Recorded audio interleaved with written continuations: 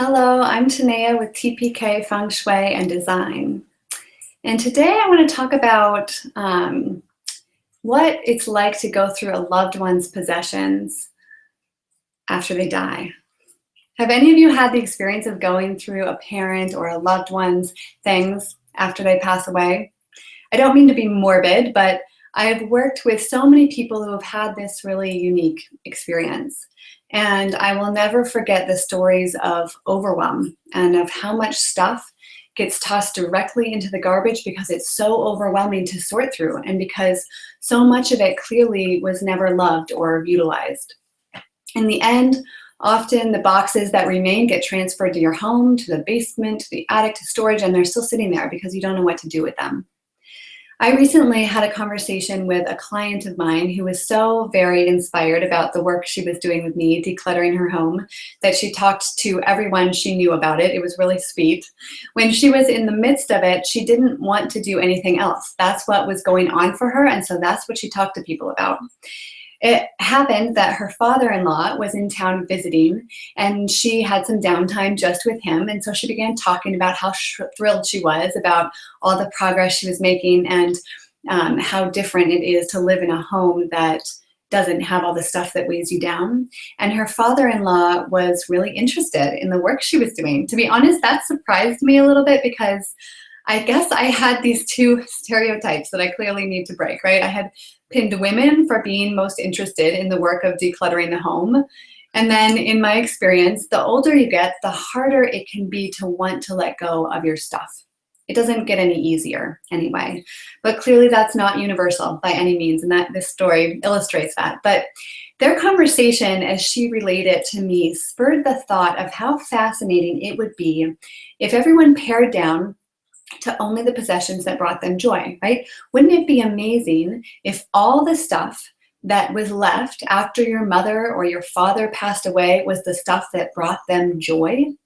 You would learn so much about that person by going through their things instead of having that last experience with your loved ones be exhausting, overwhelming, guilt-producing. It could be joyful and eye-opening. It could be a process. It could be part of what helps you process feeling that loss that you've experienced.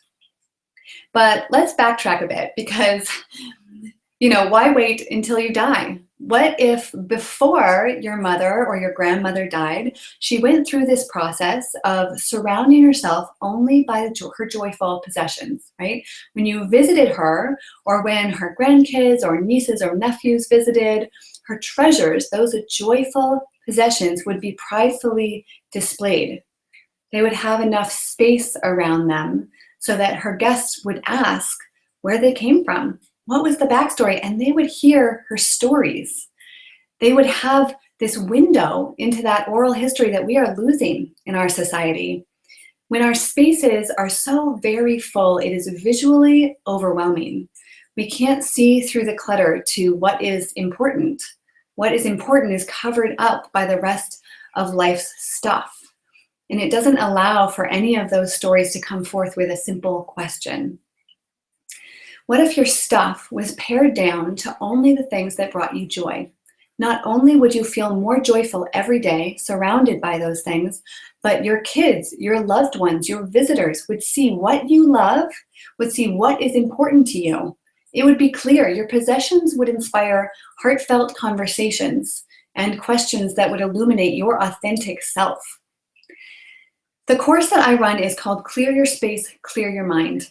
I use Feng Shui to set powerful intentions, mindfulness to become aware of and work through the blocks, the hard stuff that stops you from really decluttering. And I use the KonMari method to declutter, to tidy, to organize. That trifecta has amazing results. You may have heard of Marie Kondo and her book, The Life-Changing Magic of Tidying Up. It's a bestseller in Japan and now here in the States. And I want to read you a brief quote from the end of that book that I think you'll appreciate. Although I have spent this entire book talking about tidying, tidying is not actually necessary. You won't die if your house isn't tidy. And there are many people in the world who really don't care if they can't put their house in order. Such people, however, would never pick up this book. You, on the other hand, have been led by fate to read it, and that means you probably have a strong desire to change your current situation, to reset your life, to improve your lifestyle, to gain happiness, to shine. Human beings can only truly cherish a limited number of things at one time. As I am both lazy and forgetful, I can't take proper care of my things. That is why I want to cherish properly the things I love, and that is why I have insisted on tidying for so much of my life. I believe, however, that it is best to tidy up quickly and get it over with. Why? Because tidying is not the purpose of life. If you think that tidying is something that must be done every day, if you think it is something that you will need to do all of your life, it is time to wake up. I swear to you that tidying can be done thoroughly and quickly, all in one go. The only tasks you will need to continue for the rest of your life are those of choosing what to keep and what to discard, and of caring for the things you decide to keep. You can put your house in order now, once and forever. You may feel overwhelmed, exhausted, constantly distracted when you arrive home at the end of a long day, just like many of the people that I work with. By the end of this 10-week online course, your life is more spacious. It's more easeful and balanced. You have more time for your loved ones. What you love, what brings you joy, comes into focus, and that's how you spend your time. So don't wait until you die and someone has to go through all of your things in order to put your life and your space in order. The results you will get, that clarity of thought, the time for what you love, are things that you should enjoy right now on a daily basis, every day. So sign up for a free strategy session with me today. There's no catch. We'll dive deep into the struggles that you have in relation to your space. And if you're a good fit, we can talk about how I could help you move forward. I only have spots open this week, so get yours today while they're still available. I look forward to talking with you. Signing off, this is Tanea with TPK Feng Shui and Design.